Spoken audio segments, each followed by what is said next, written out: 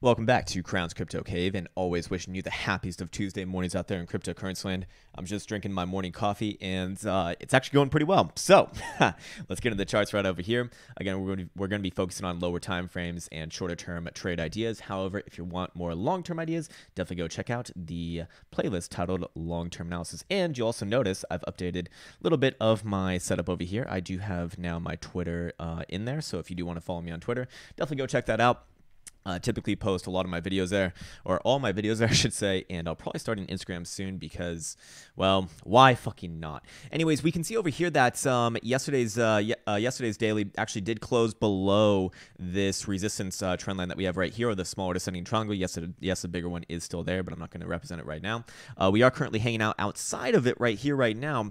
But again, the day is young, the day is early, and there's a lot of things to be aware of in the greater picture of things. First things first, daily getting rejected from the yellow 21 exponential once again. So you got this bear wick kind of poking out above here. You got a major one over here if you want to talk about bear wicks. But you got this one. You got this one over here from 2 days ago, Sunday. Then we have yesterday, Monday, right here, poking you back, back into the triangle right here, just ever so slightly. And now we're actually starting the day outside of the triangle. So here's the thing. What happens when you get to the end of a triangle and you actually don't have a resolution just yet? Well, what can happen is you'll actually spend a little bit of time going sideways, and then if no direction is picked, something new begins. So that's actually what could very well happen on this. As you can see that we've run out of space, and I don't see a breakout to the upside because I need to see breakout volume to the upside. Otherwise, you're going to be caught like basically all of crypto Twitter thinking that you're in a major breakout, right over here, or even people a little bit more tentatively right over here a few days ago. Again, I need to see major volume kind of pumping up, especially when everyone's looking at the same fucking thing over here. So when it comes down to it, when everyone's looking at the same goddamn thing, you need to see major breakout volume to denote that, hey, we have major participation in this area. Everyone agrees with each other, and we have enough we have enough participation to move on. Now right here right now we do not have anything of the sort, and it's quite delicate the way that I look at it. The bulls will be looking at this as a bull flag right here, and just at first glance it would look like one for sure. You have a major green dildo right here, and then you're just kind of hanging the consolidation high. But the way that I look at it is, and I could say that, hey, there is something to say about that. But the way that I look at it is that you have a major wick over here, and that goes alongside the fact that last Monday we had a very interesting scenario, a very unique scenario in the market with Tether kind of collapsing down to 85 cents. So the whole market kind of jumped up as a whole, just trying to get everyone on the same page. Tether over here, which is now around 97.5 cents. Typically speaking, you want it around, a dollar within like 4 decimal places of $1. Would be really good for a stable coin. But last Monday and for the prior weeks, it was kind of finding comfort more and more lower, if that's not good English. Anyways, on Monday it got all the way down to 85 cents, maybe a little bit of scare here and there. Anyways, people started trading their tethers for bitcoins, it seemed like, on Finex, and then sending those bitcoins out. As we do have information for the longs on Finex. This was Monday of last week, right over here. So actually, longs took their positions off, and you'd imagine that they would when when you're up like $1,200. Same thing with short. Well, not shorts did not willingly take their positions off. I'll put it that way. I think that this was a lot of liquidations over here. Although 6,000 coming back onto the scene, and then taking their positions off.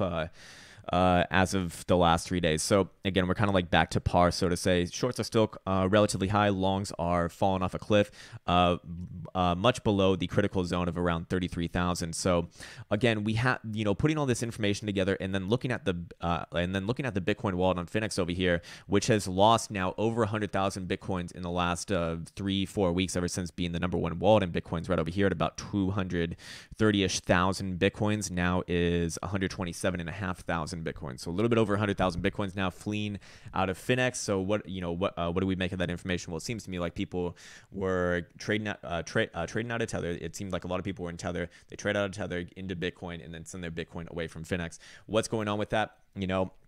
Obviously, anything more that we say is just going to be just a story. But that is what the data shows right now. So there is that great saying, "Show me the charts and I'll tell you the news." And I always do want to kind of come back to that and say, "Hey, okay, maybe to be a little bit careful over here." Anyways, back on over to the actual Bitcoin chart itself over here.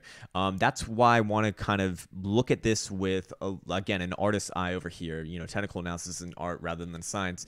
And I look at this major green dildo right here as less of a less of a bullish thing than not, just because it was a very unique situation. Again, if I did not know anything about that situation, I'd certainly be leaning a lot more to the upside. But because the market is not so cut and dry, well, that's what I'd be saying about that. Again, getting rejection from the yellow 21 exponential moving average over here, quite a few times. Not the best look either. Going into lower time frames, because that's what you came here for. And that's probably like some sort of a song, isn't it? It sounds like a song. We still got this former support of this broadening wedge that we put in over here, which is likely to act as resistance.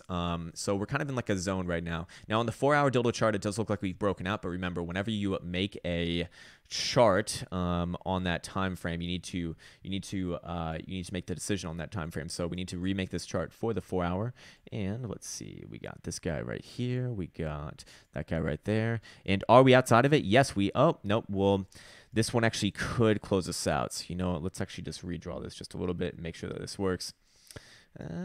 Does it work? Yeah, it's gonna be a little bit delicate situation right here. But I'd be looking for a 4-hour dildo close above this area right here at about 64.20-ish area. Really, I'd like to see it above this high over here, and in my personal opinion, I'd need to see it at the very least above the 200 exponential right here at 64.60-ish area, because this declining trend line right here, it almost feels as if it's just no one's really watching it right now. If you ask the bulls, it's like this, and we've already broken out of it. But again, I need to see breakout volume. And again, when everyone's looking at the same sort of formation right here, that's even more important. It's even more important because we just don't have agreement, is what this tells me. Where are the buyers? If you really do have a breakout over here, why are people not foaming at the mouth to buy it? So again, that's why I will represent it like this. And again, I'd actually I'd feel a lot more comfortable making the decision to be a buyer, and I will be a buyer if we do get above this area right here at about I'll call it 6,500, but it's technically the 200 simple and 200 exponential right in this range at about 64.60 and 64.80. I'd really start to have it on my radar, because if that were to break out above that area right there, I just don't see much stopping from this area over here at around 67.50. And also we can make this guy right here, because it's a nice little range coming back from this former price action in late June-ish area over there. So I really like that for good historical confluence. But again, I need to see us close a 4-hour dildo above this area over here with good volume. Because I want to, I want to actually think, okay, well, if we're gonna fucking break this one out, well, I really want everyone to be on the same side. Until that happens, I actually do kind of, it's hard not to lean to the downside right here, because I mean, that's basically been the running direction for the last 11 months, although you are getting close to the 6150 support right over here. So while I am overall bearish, I won't be talking about these like super low ideas, super low targets like, 5,000, 4,000, maybe even lower than that, until 6150 is broken, because it's just not appropriate to do that. People who have been shorting the 6150 area have not been profitable for the last, well, I mean, they've been a little bit more, well, they've been not profitable, and you might wake up with a green dildo in your bunghole like good old Tone Vase over there. So if you're wondering what's up his ass, well, it's kind of this guy right here. So fair enough. Anyways, if you were to kind of test the support of this area right here, I'd be looking at this area right here at 63.69, which is a great number. If 63.69 does break, I'd be looking right around here, right around 62.50 for your next kind of bounce. Area of support. If 62.50 breaks, then yes, the next line of support is 61.50, and again, that is the big bad one. So as long as you're above there, Bitcoin does still have this, it does still have a chance to kind of just go sideways for the foreseeable future, and then perhaps we capitulate just by boredom. But but if that's broken, then no, I do start to look towards much lower areas. So again, that's why it's so damn important over here. Alrighty, okay, Jesus Christ, man. Sorry, my phone's going crazy over here. Anyways, I want to look at our oscillators. 4 hour stochastics still going down. 8 hour stochastics hinting at a loss of momentum and a cross down. Perhaps 10 hour have actually crossed down, and I do put a lot of weight on this one, so I will say that. Sorry, 12 hour over here freshly crossing down, but they're kind of like dancing around. So this one can still go either way, but it does feel like pressure is down. If Bitcoin does take, really even like a $10 to $20 move to the downside right here, yes, you will get that cross to the downside. And daily over here freshly crossed down as well. Now our higher time frames actually do disagree. They actually do disagree. The 2-day actually just freshly crossing up. We will get a new tick tonight. 3-day we're not getting any new ticks anytime soon. Well, at least for another 2 days at least. And then weekly over this is the weekly which ticked last Sunday, right? And still angled to the downside. Overall, we have, I do want to go over the RSI very, very quickly as well. Whoops, go back on over here to the 4-hour. 4-hour RSI is consolidating between the neutral zone. It's just, this is basically more neutral than anything. Actually, rejection of the bearish zone, the way that I kind of read this. But again, you're not really, it's not really like you're testing the bullish zone at the same time. And you are kind of below this exponential right here. So I do look at that as, if I had to say something about it, I'd say it's a little bit more bearish than anything. But really, this is neutral. People who are trying to make anything of that are, I think, you gotta fucking call a spade, and while I do lean to the downside, it's I want to see like actual confirmation first, because again, 6150, as long as that holds, not a good idea to be shorting around there. Just ask Tone Vase. God damn it, I need to stop picking on him. Is it raining outside? It's raining outside, as it typically does over here in Helsinki, Finland. Okay, so 8-hour over here, same sort of thing. Same sort of thing, very neutral, but below, technically speaking, below the exponential. So it is kind of trending in a way. But again, I don't put, I would say more than anything, this is consolidation. This is what the price action looks like. This is what the oscillators look like. Your 10-hour over here, which Stoke did freshly cross down, same sort of thing on the RSI as well. So that, that could be a little bit of a signal. But again, the biggest signal will be price action over here. So if you can close, if you can close a 4-hour dildo above 64.60, 64.80, then yes, I think that you're very likely going to see 66.50, very likely 67.50. Very probable as well, because not only is this whole area over here, a nice big resistance cluster, but if we go back to in good old time and plot out the bigger descending triangle, well, the resistance for that guy is actually coming in, you'll notice, right around this area as well, if we were to approach it at the current price action, which would be right around here. So I like this for a good confluence as well, right around 6,800. Again, great historical relevancy of this area. Without even looking. So above 68.50, that's where things get a lot more interesting. If you were to break out of the bigger descending triangle, that would be the first time you've done it in the last 11 months. Or almost 11 months now. So that would be at the very least a change in behavior. If we could get above 7,400, that would be pretty damn good as well. And obviously along the way, you'd probably get above the 200 simple and 200 exponential right over here. So I do like all those things for good confluence with each other. But again, that's essentially what I'm looking for. I would certainly start to really reassess my current view on the market if Bitcoin were to get above this 7,400 region right over here. By the same token, 8,400 would be a very, very difficult thing to ignore, and 10,000 would be, that's the point where I say, hey, I don't think that we're going to go any. I think that 6,000 is the lowest that this thing is going. By the same token, as long as Bitcoin is below 10,000, while it becomes less and less and less of a likelihood that it goes below 6,000, with each and every hurdle passed, it becomes less and less likely that it goes lower than 6,000. So 10,000 is kind of like the last final stand, in my opinion. So for right here, right now, that's kind of what I'm looking at. Two-day dildo chart over here. Still using this 21 exponential as resistance. Kind of, again, I look at this as a rejection of it, and it looks a little bit more damning when you put on the 10 simple over here. Which you can see we're actually using even more tentatively as resistance. And again, the 10 simple, this red line right here, and the 21 exponential, they're actually gaining momentum away from each other. So you'd imagine that if we do close this next one below this area, it's just not going to be a good look for this. And it gets, we also have the 2-day dildo death cross over here. We only have one example in Bitcoin's almost 10-year history back over here in 2014. Blah blah blah blah blah blah blah blah blah blah blah. This guy right over here. come back over and test it. So, very, very, very, very, very similar price action. 3-day total chart over here, same sort of thing, using the 10 simple as resistance. And what's funny, actually, or perhaps not funny, depending upon your disposition, is if I put on the 200 simple right here, you're going to notice the 200 simple is actually almost above price action. That would be very bad. That would be very bad if this next 3-day dildo closes below this 200 simple, which is currently around 64.13. So yes, we have another 2 days to close that to close this next 3-day dildo. But again, do be aware of this sort of thing, because if we close this one below it, well, we have done one before, but if you really start opening and closing them below this guy, it ain't going to be too good. In fact, this one actually did open below. This one actually did in fact open below the 200 simple. So if this one were to both close below it, open and close below it, which again we already have scenario number 1, opening below it. Well, that's going to actually be the first time you've done that since, over here in 2014, right over here. This was the first time, the only time that you've ever done it actually in Bitcoin's almost 10-year history. Not even close, not even getting close to it after that. So fair enough. Just another thing to be aware of, because if you don't think that this thing can get worse, it certainly can.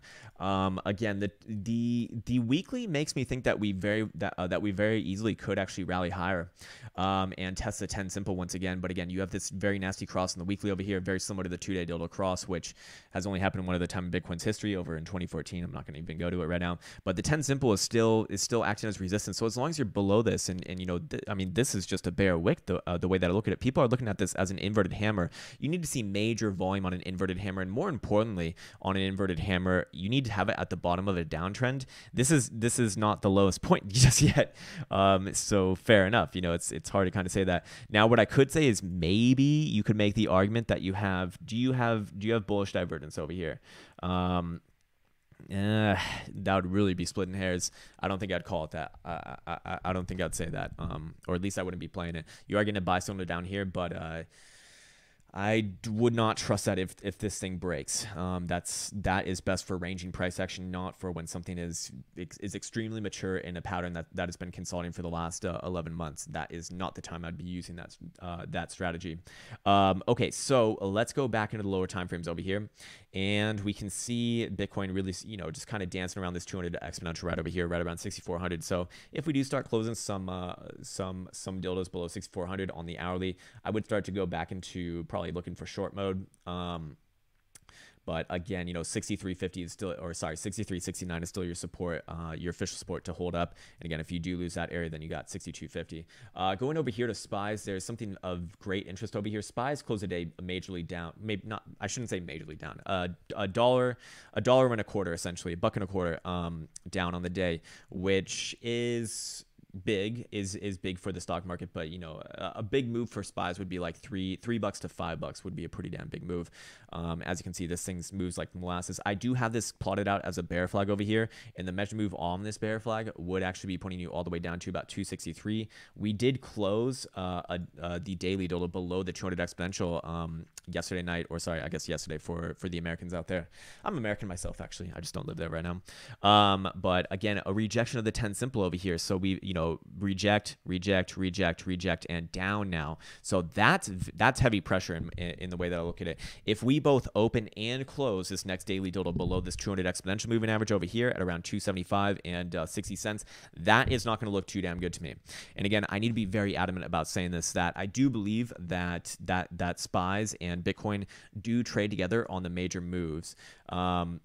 The major moves essentially, the major moves essentially matter, because I think Bitcoin is considered a risk asset by most investors, or at least the investors with money to actually move the market. Now, I understand that most people, or sorry, not most people, but most of like the Bitcoin anarchists think that Bitcoin's going to take over the world and it's going to destroy the original financial system. Well, maybe it does, maybe it doesn't. But it looks to me like investors agree that Bitcoin and SPYs and traditional markets trade together for now, at least for now. It doesn't mean that it can't change in the future, but for now, the risk-off asset is still gold. Gold is the one that is inverse to Bitcoin, and gold is probably rallying back up, rallying up significantly right now, as traditional markets come under significant pressure over here. So that's what I'd be watching over here, because that is going to be very important. GBTC. GBTC closing up on the day actually, and actually closing above this 10 simple right here, so not bad. Holding this low so far, so hey, that would be a more positive thing. Again, a leading indicator for Bitcoin. So you know, it's still hard to love as long as you're below this guy right here at $7.32. But you know, really more, but really more importantly, this guy right over here. If we could get back above this area right over here, right around about $8, a little bit over $8, then yeah, that would be a lot more convincing. But right here, right now, hey, you know, it's better than going lower, I suppose you could say. What concerns me is that traditional markets are selling off while Bitcoin is undecided, kind of just hanging around the lows once again. So that is concerning to me. Futures over here, CME. Do we have anything to look at? Do we have any sort of gaps? No, not really. Not really. Just kind of floating around. Now, I should say on the CMEs over here, they look a lot worse than other spot exchanges. Not closing any of the dildos, not even last Monday, above the 21 exponential. Rejections all the way through. Let's see if the 12 hour has been closing any above. Nope. Reject, and we're still below right over here. So yes, I do put a lot of weight on this actually now because there's people actually trading it, so it does matter. And we do have expiration, I believe, end of this week. It should be end of this week. So CMEs will be expiring Friday, I believe, because this is the end of the end of the trading month for October, I believe. Okay. Let's go check out the MVT signal, still hanging very, very high. Be careful about that. Let's go check out, what else do we want to check out? Let's go check out what Japan's doing. Sometimes they can be a tell.